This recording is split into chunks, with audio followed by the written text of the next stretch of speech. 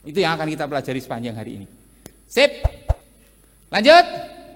Oke, kalau lanjut tepuk tangan dulu dong biar nggak ngantuk. Wis, keren ya. Ih, kayaknya meriah banget ya di syuting gitu. Keren. Aduh, ini klikernya agak susah. Nah, yang jadi menarik begini Bapak Ibu Saudara. Ketika orang itu berinteraksi, itu ada hukum yang namanya 55, 38, dan 7. Artinya apa? Ketika kita ingin membangun power personality dengan berinteraksi dengan teman-teman pimpinan dewan dan anggota dewan, itu ada hukum 55, 38, dan 7. Jadi orang ketika berinteraksi dengan kita ngobrol, kita bercanda, kita berkomunikasi, itu hukum 55, 38, dan 7 itu ada di dalam kehidupan proses komunikasi tersebut. Jadi 55 itu lebih kepada apa? Ekspresi dan bahasa tubuh, bahasa kerennya gesturnya. Ya. Jadi orang kadang ketika kita berinteraksi dengan mereka, itu lebih banyak orang melihat gesturnya. Ya. Baru kemudian 38% itu adalah tekanan suara atau teknik vokal, intonasi, kecepatan, besar kecilnya suara, naik turunnya suara gitu.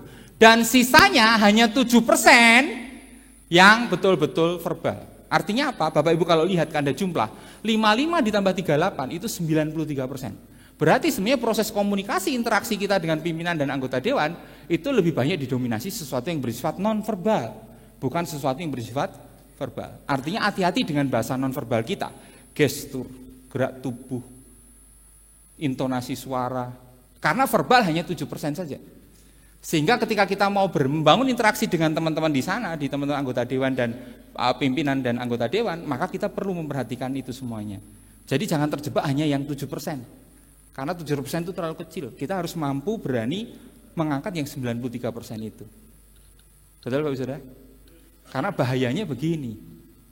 Di depan kita baik, tapi di belakang kacau. Ini kita ngomong di Jawa Timur kan. Ya, di depan Anda gitu, siap dan beres dan gitu. Begitu keluar dancuk itu kan repot sekali kira-kira gitu kan ya. Dancuk itu bahasa Jawa Timuran, Pak. Gitu. Nah, dan itu menjadi catatan tersendiri ya. 93%, tapi ingat loh 7%-nya. Bisa dipahami teman-teman? Sip. Oke, lanjut lagi ya. Nah, ini nggak ada di materi, tiba-tiba saya langsung ingin membagi ini saja, Pak. Sebenarnya kalau kita membangun power personality itu ada 4 tipe orang. Yuk kita lihat secara cepat ya. Saya tiba-tiba dapat ide nih tadi malam ketika ketika sampai di hotel saya baca lagi materi saya. Oh, kayaknya asik saya tambahkan gitu ya. Bapak Ibu tahu ya, power personality itu kita belajar tentang kepribadian orang. Nah, ada satu teori yang sangat populer, itu kita belajar tentang 4 tipe orang. Sanguin, melankolis, koleris, flegmatis. Bapak Ibu mungkin pernah baca ya? Pernah baca ya? Nanti kalau waktu kita sebenarnya kalau cukup panjang gitu dan Bapak Ibu tidak ada Covid itu sebenarnya saya pengen ngasih tes gratis gitu. Tes Anda masuk di mana? Sanguin, melankolis, koleris atau flegmatis. Nangkap ya? Yuk kita lihat tipe yang pertama ketika kita mau berinteraksi dengan orang kita pahami orang dulu kan. Tipe yang pertama tuh sanguinis ya. Orangnya itu suka populer, berseneng-seneng. Orangnya itu suka humor. Anda pasti ketemu kan dengan orang-orang anggota dewan dan pimpinan dewan yang kayak gini kan? Betul gak? Wih, suka bercanda dan seterusnya. Anda harus membangun teori mirroring. Kalau ketemu dengan orang itu, Anda juga ikut bercanda supaya mencair suasananya. Betul ya? Kan ada toh dewan dan anggotanya, pimpinan dan anggotanya tuh, wih kalau diajak ngomong tuh enak, sering bercanda dan seterusnya. Bapak Ibu jangan hadir dengan sesuatu yang bersifat serius, karena dia orang yang suka tipe bercanda. Nangkap ya? Misalnya, oh Bapak kemarin kena Covid ya, iya, loh kok belum meninggal, itu kan bagian dari proses bercanda gitu. Nah itu tinggal Anda tunggu saja SK berikutnya Anda kemana kira-kira gitu kan ya. Jadi ya bercandanya harus istilahnya harus tahu diri dan harus tahu jaga begitu ya. Kemudian yang kedua Bapak Ibu Saudara, jadi gini, orang sanguin itu adalah pokoknya intinya orangnya meriah, seneng. Nah jujur saya sanguin Pak ketika dites.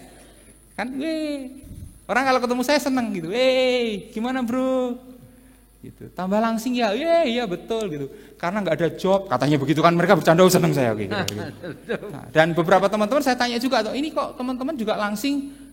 Iya Pak, kami kena tsunami 33 Pak. Itu kan repot juga membuat Anda jadi langsing juga kan gitu. Nah, artinya ketika kita bercanda kayak gitu, kita membangun satu bonding dalam berinteraksi. Karena nanti kalau sudah kuat secara faktor emosional personalnya, maka kinerja Anda akan menjadi relatif mudah untuk mengingatkan, menegur. Sepakat ya? Nih Bapak Ibu diem ini saya takut loh. Tetangga saya ikut seminar diem meninggal Pak. Jadi harus hati-hati. Anda harus memberi respon pada Anda. Oke, hari ini hari apa? Tanggal, tahun, apa nama hotel kita? Oke, berapa jumlah handuk di kamar? Habis Pak, karena untuk souvenir ya. Ya lanjut materi saya. Tipe yang kedua selain sanguin teman-teman, alat saya ada apa ini kok susah? Koleris, kuat, tegas, suka ngatur. Jadi tipe yang kedua di dalam power personality seseorang ketika kita mengidentifikasi kepribadian seseorang ada yang disebut dengan koleris. Koleris itu orangnya tegas, suka ngatur. Ketemu enggak teman-teman kita yang anggota dewan dan pimpinan yang kayak gitu? Tegas, suka ngatur, betul? Wah, kenapa? Hah? Ini ada yang ngomong atau memang ada penampakan ya? Saya agak susah. Ini daerah rada-rada hitam ini saya lihat ya. Koleris itu tipe orang yang kuat, suka ngatur. Jadi kalau Anda berada di tipe koleris ini ketemu dengan orang kayak gini, ya udah siap-siap aja. Anda akan diatur dan orangnya tegas biasanya. Pernah ya ketemu orang-orang kayak gitu ya? Pernah kan? Nggak bisa, selesai. Harus begini, harus begini, harus begini. Kalau enggak gini, enggak. Beda dengan sanguin tadi. Nangkap ya? Gimana Pak? Oh enggak apa-apa, enggak apa-apa. Enggak apa-apa, aman. Oh, tapi pendapatan Bapak kurang loh gara-gara Covid-33, tsunami 33. Oh enggak apa-apa. Saya kok, bekerja adalah ibadah kok. Kalau bisa SPPD saya udah buat teman-teman setuan saja, enggak apa-apa. Wih, keren. Tapi kalau koleris nggak bisa. Ini hak saya. Iya Pak. Dia tidak berjuang demi bangsanya, tetapi dia berjuang demi bangsaku. Susah Pak. Susah. Nangkap ya maksudnya ya. Tidak berjuang demi bangsanya, tapi demi bangsaku. Wis keren Pak. Susah Pak kalau ketemu orang kayak gini. Bapak ketawanya agak susah, korban dari ini ya. Oke, itu beda ya kalau kita ketemu orang kayak gitu ya. Nanti kita akan belajar bagaimana kalau kita ketemu dengan orang tipe kayak gitu dalam interaksi kita seperti apa ya. Kemudian yang berikutnya adalah melankolis. Melankolis itu perfeksionis, sempurna. Dia pengen segala sesuatunya tertata dengan rapi. Dan saya juga menjumpai beberapa teman-teman dewan ketika saya menjadi tenaga ahli di dalamnya itu keren banget. Rapi Pak. Kalau kita membahas perda itu dia udah banyak pertanyaan dan disusun dengan rapi. Seneng saya.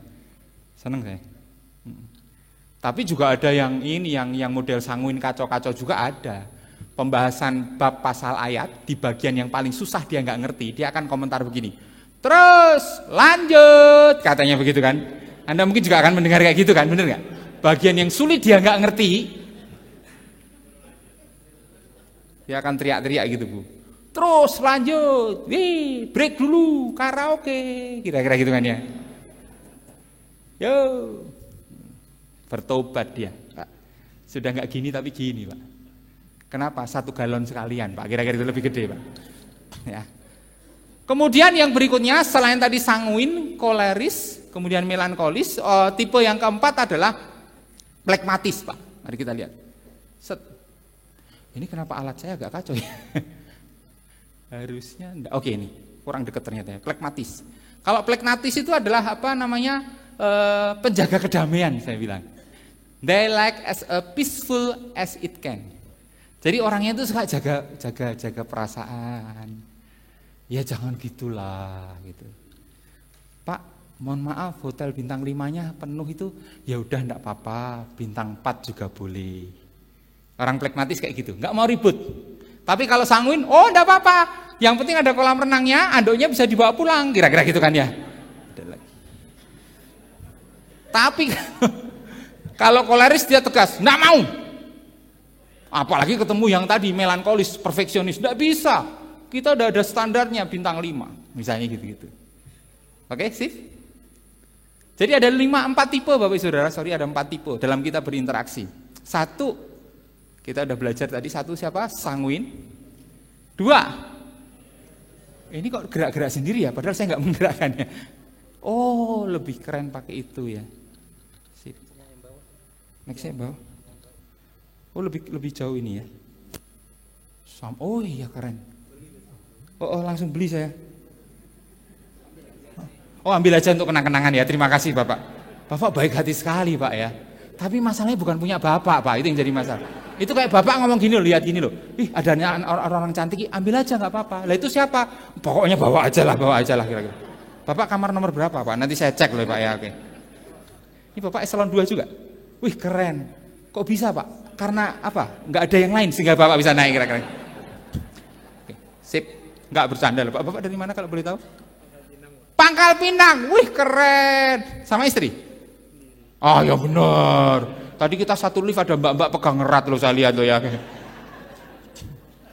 Enggak lah ya Pak, jangan saling membuka. Orang laki-laki itu ada prinsip yang harus dipegang dalam berkeluarga. Istilah Jawa, nanti saya terjemahkan bahasa Indonesianya. Wong lanang itu kudu eling lan waspodo, katanya begitu. Orang laki-laki itu harus eling, eling itu ingat. Waspodo itu waspada. Ingat punya istri, waspada jangan sampai ketahuan. Udah prinsip itu harus Anda pegang Pak. Anda pegang teguh Pak, Anda pegang teguh Pak. Kalau saya minta kopi pahit. Ingat punya istri Pak. Waspada jangan sampai ketahuan. Kopi pahit enggak? Jangan pahit gula. Sudah Bapak pegang itu saja. Loh Bapak kok mantuk-mantuk kenapa? Bapak kayak mendapatkan ilmu kekacauan saya ya. Bapak kayak setuju sekali, betul Pak, betul Pak. Ini istrinya? Istrinya? Oh bukan. Loh mirip loh. Mesra sekali kok saya lihat ya. Tapi masih bisa ya Pak ya, masih bisa ya. Oke, kita lanjut ya. Mana? Nah, kembali ke sini tadi Pak, ketika kita berbicara dalam konteks memahami karakter orang, kan ada 4 tadi kan, sanguin, melankolis, koleris, flegmatis. Sehingga Bapak Ibu ketika berinteraksi dengan orang-orang kayak gitu, Bapak Ibu jadi ngerti gitu. Ngertinya gini loh, oh ini orang sanguin. Ya udah, pendekatan kita orang sanguin. Seneng-seneng. Jangan Anda ajak orang sanguin yang serius.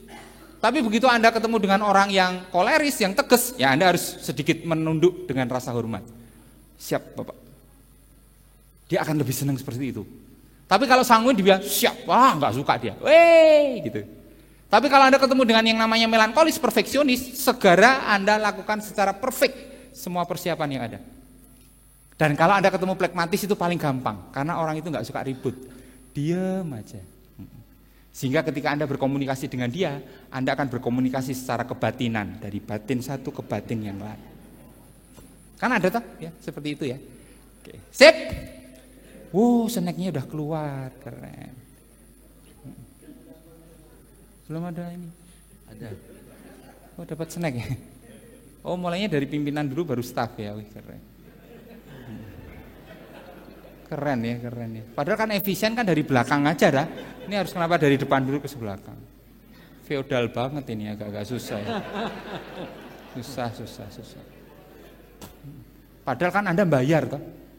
Betul enggak? Pengurus bayar enggak? Bayar sama. Feeling saya enggak Pak, feeling saya enggak loh Pak. Ada bercanda Pak.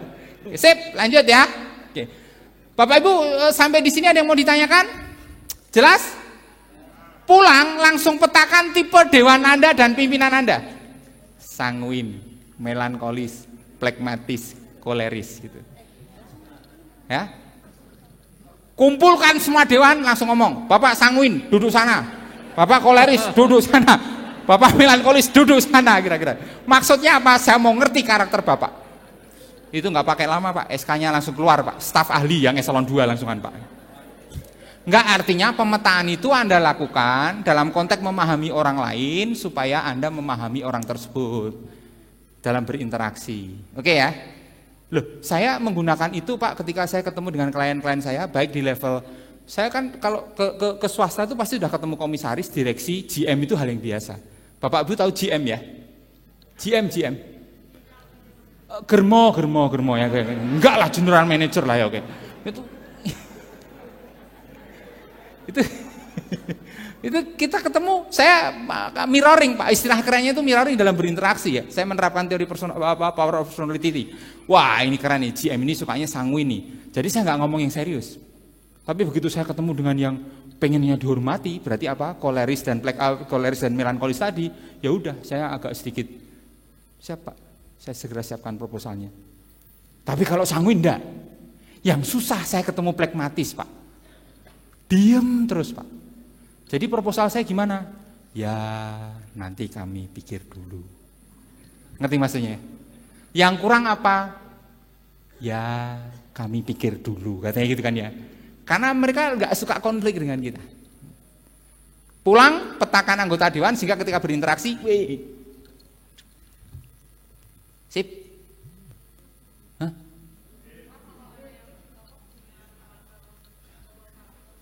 Kepribadiannya ganda maksudnya. Oke. Ya. Saya nanti mau ke sana, tapi Anda udah nanya duluan ya. Jamnya keren, warnanya hijau ya. Hadiah ciki ya guys. Hadiah ciki ya. Enggak. Dari mana, Non? Dari? Oh, Bandung, keren. Setelah Bali, saya paling suka di Bandung. Keren sekali ya, dari makanannya, dari fashionnya. Orang-orangnya ya lumayan lah ya lumayan. Agak susah Pak ya. Agak matre ya orang Bandung ya, agak susah banget ya, agak matre ya. Iya Pak, agak matre Pak. Bapak kemarin ke Bandung kan nawar gak dikasih kan Pak ya, karena seleranya tinggi. Jadi gini, mungkin enggak orang itu memiliki dua karakter? Sangat dimungkinkan. Betul? Apalagi mohon maaf Anda ketemu dengan para politisi. Politisi itu diajari sekalipun berseberangan harus jabat tangan. Betul? Nah, tipsnya sederhana. Mana yang lebih mendominasi, Ibu? Non. Pasti yang dominan, enggak bisa enggak. Jujur ketika saya tes, saya ada dua. Sanguin dan melankolis. Agak kacau, tapi perfeksionis. Tapi lebih dominan? Iya, lebih dominan. Ibu pernah tes ini? Belum. Saya lihat Ibu tidak dua loh, malah 4 ada semua di sini pokoknya. Iya, 4-4-nya ada saya lihat. Sanguinya masih oke gitu kan, agak tegas, perfeksionis, tapi juga penjaga damai.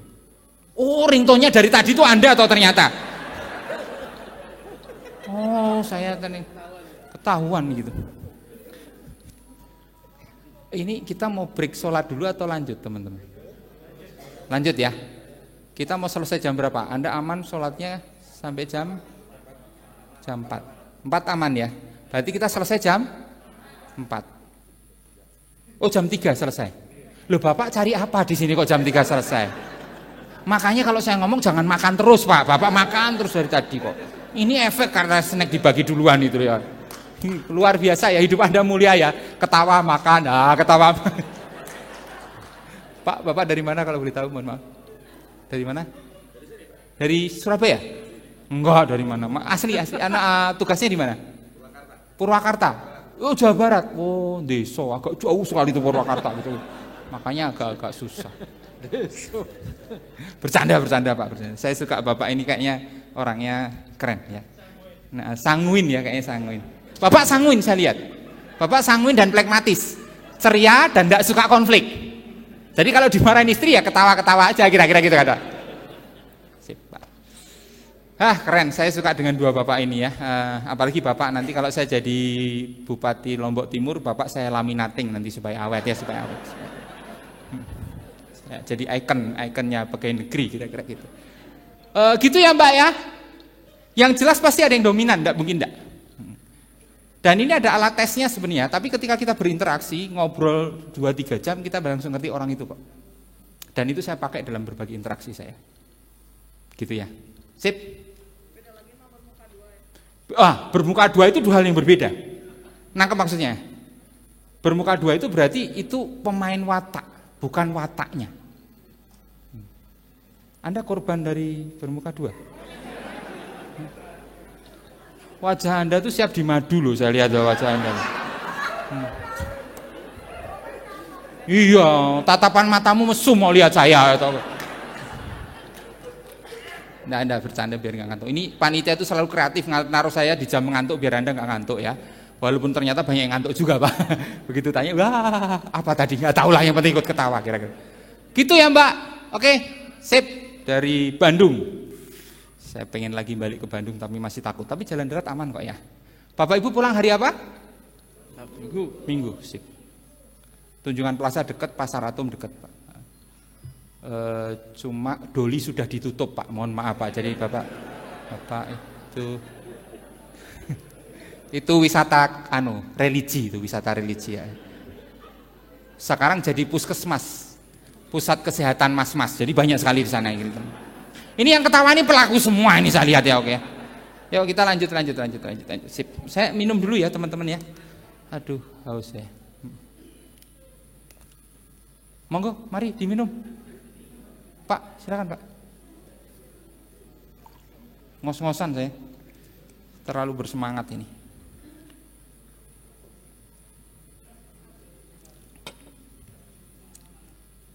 Sip, lanjut ya. Oke. Nah, sekarang gini Bapak Saudara. Ada dua dimensi interaksi dalam organisasi. Kan konteksnya hari ini kita akan apa? Berpikir, bersikap, bertindak dalam interaksi kita. Nah, dalam satu organisasi kita mengenal ada 4. Iya, ini keren banget ya. Ini dibeli di mana nih? Saya tanya panitia, kayaknya keren banget nih. Ambil aja. Ini keren nih. Hah?